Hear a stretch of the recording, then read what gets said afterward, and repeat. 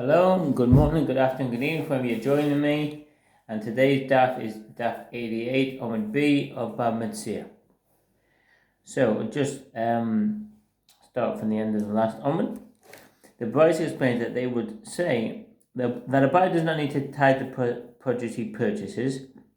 As derived from the verses, you shall tithe all the produce of your planting, which is brought forth in the field year by year, and you shall eat for the Lord your God.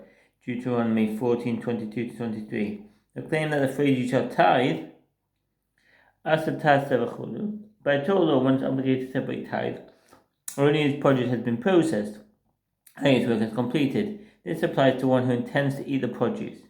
One who completes the work with produce in order to sell it is exempt from separating tithe by Torah law, although he is obligated to do so by rabbinic law. Likewise, one who purchases produce after its work has been completed is exempt from separating tithe by Torah law, but is obligated to do so by rabbinic law. If he purchases the produce before its work was completed, he is obligated to separate tithe by Torah law. Rambam's Rabbeinu Tam Minchas HaBrocha to maintain that by Torah law, a buyer is exempt in all cases. Rambam Sefer Zerayim, Mechad 2:1-2, and arrive at there. You shall eat in the case that only the one who eats the produce must tithe it, but not the one who sells it. Likewise, the phrase, and the produce that you're planting teaches, and the one who performs the planting must separate tithe, not the one who buys it. Rather, the obligation of a buyer to separate tithe is applied by rabbinic law, as the verse is cited as a mere support for this halacha. Mere support, which means the asmachta ba'alma. Sometimes the Gemara states that a verse cited as the basis for halacha is made an allusion to the halacha rather than its actual source. And in such cases, the verse is called a support for the halacha. Since halacha of this kind are not actually derived from the biblical text, which serves instead of the mnemonic device, they are generally rabbinic decrees. This is indicated in the Talmud by the phrase, halacha is rabbinic, and the verse is a mere support. The residents of Beis Hino did not adhere to this rabbinic law and did not observe the halacha requiring the buyer to separate tithes. It was stated previously that a buyer is not required to tithe produce by Torah law. If so, the same certainty applies to a laborer. Consequently, the term kenashecha cannot serve to teach a laborer may eat without tithing, as claimed earlier. The Gemara asks, what does the term kenashecha come to teach? The Gemara answers, it comes to teach that which is taught in another bite. Kenashecha can mean like your own person.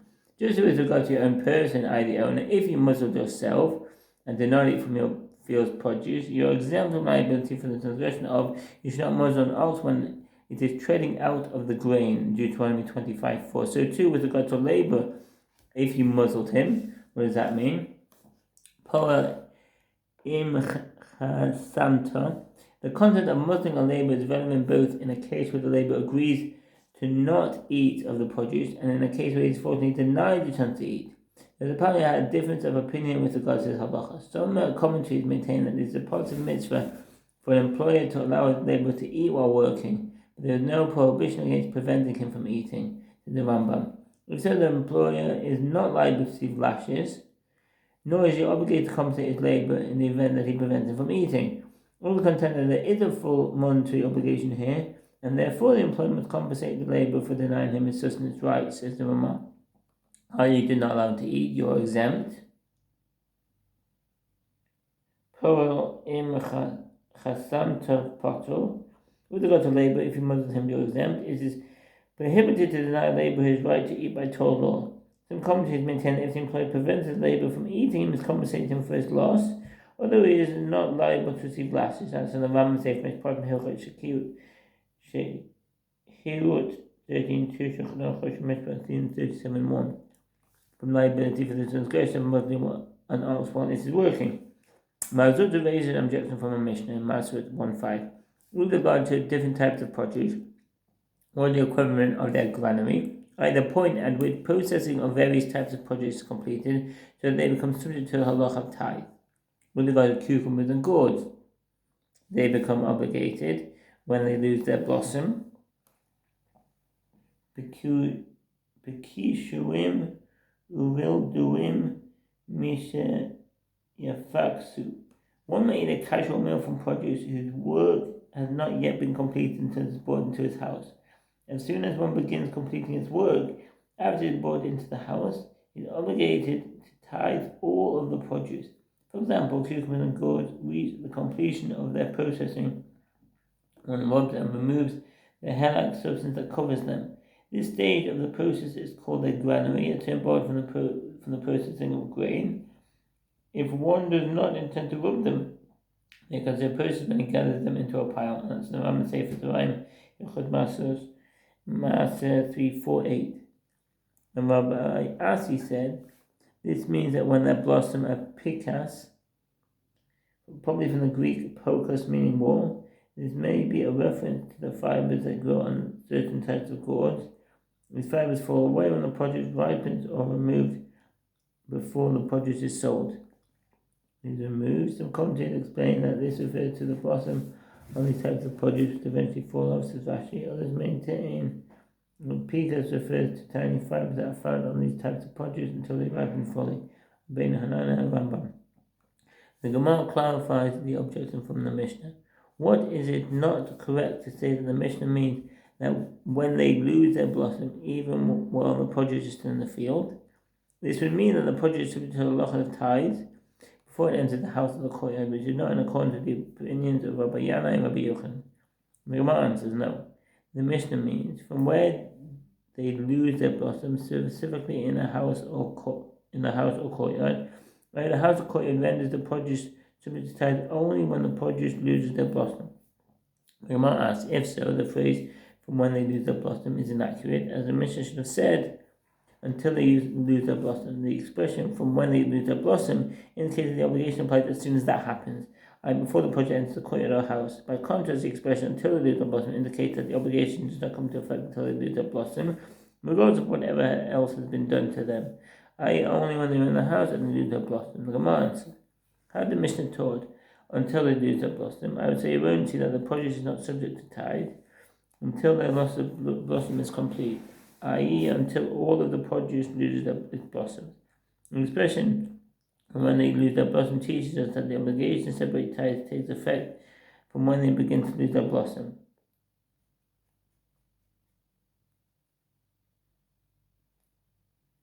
In other words, not all of the produce needs to have lost its blossoms.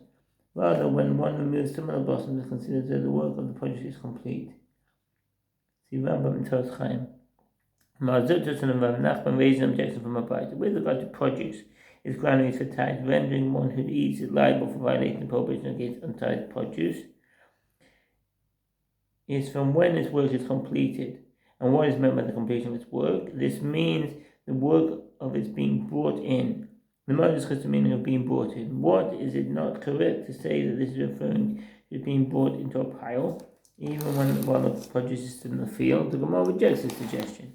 No, it means that it's being brought into the house is considered the completion of its work.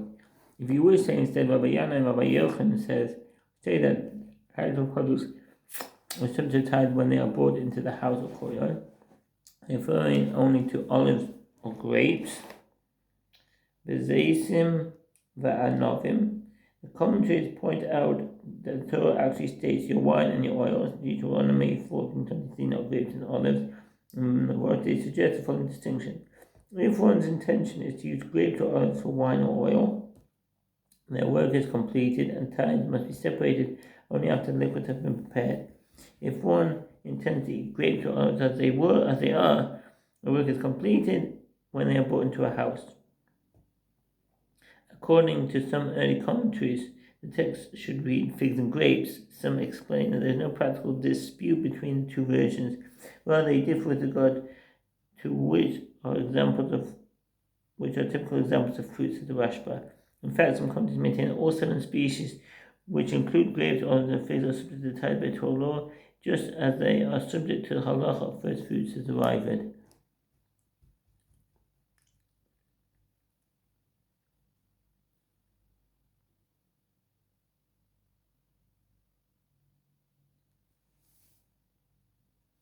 Which are not in the granaries. Since these types of produce are not processed in a granary, which is the typical criterion for rendering produce subject to tithe, They were considered times when they were brought into a house or courtyard, but in the case of wheat or barley or grain explicitly written with regard to them, see Numbers 18:27 to 30.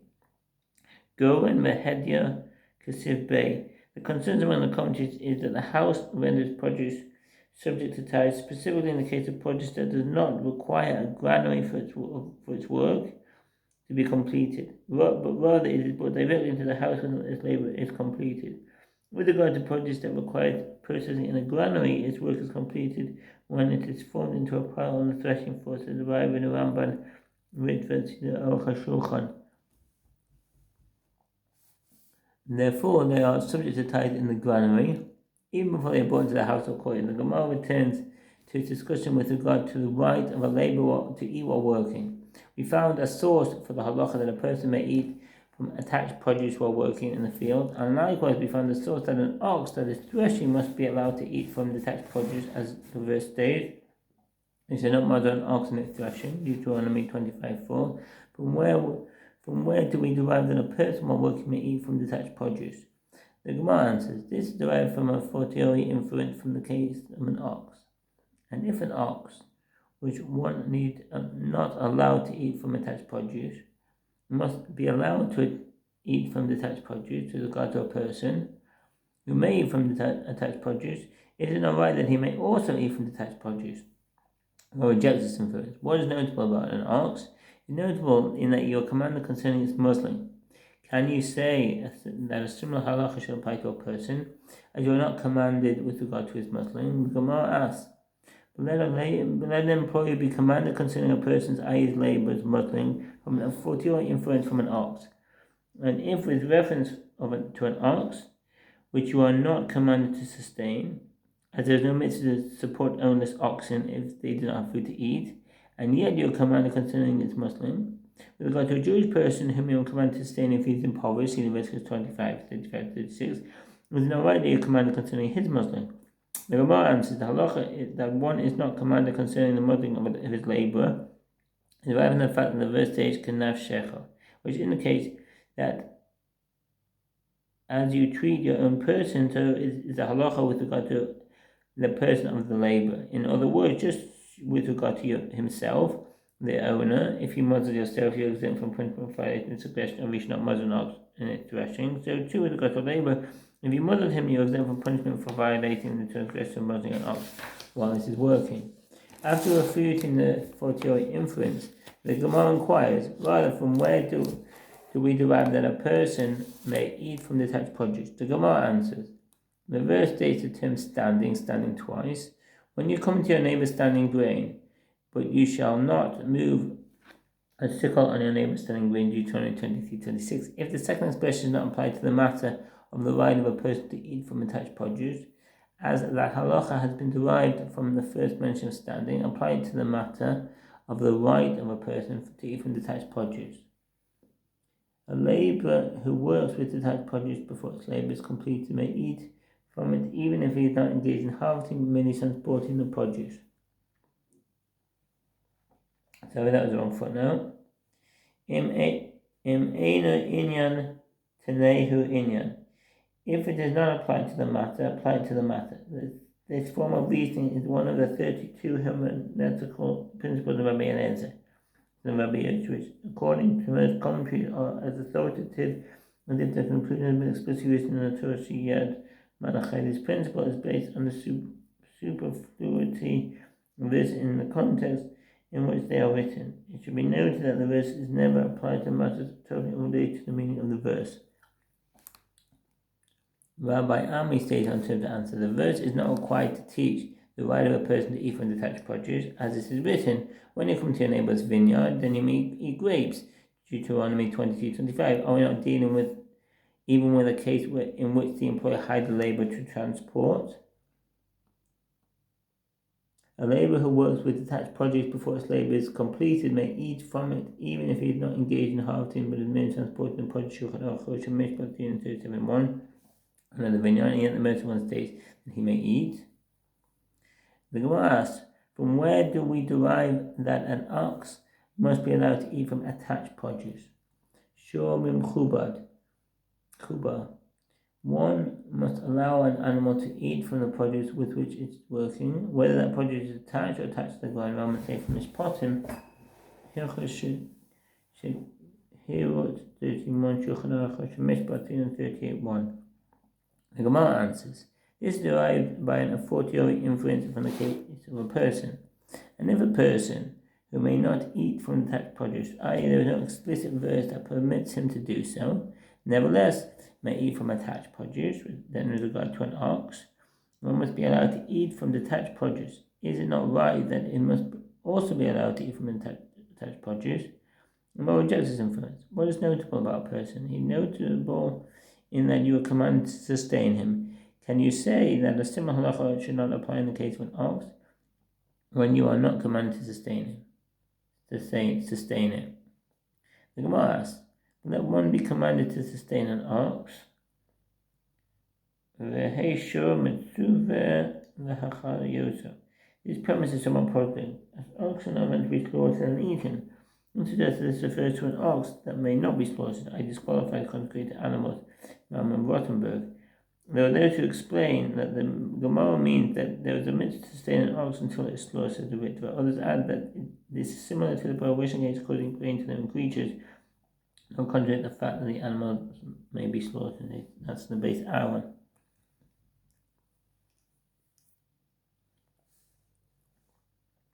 To prevent the suffering of living creatures by an fortiori influence in the case of a person.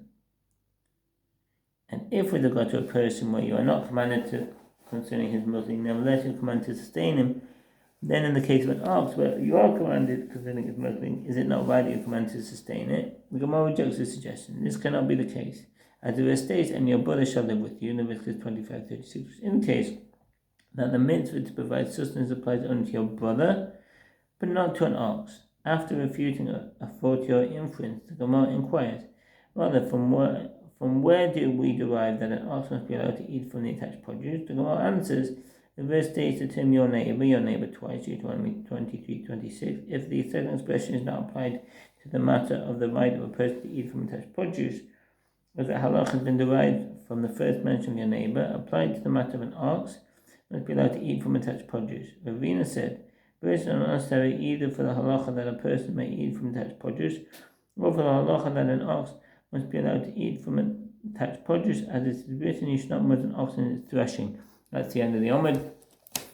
Thank you for listening, and I wish you a good Shabbos. All the best. Bye.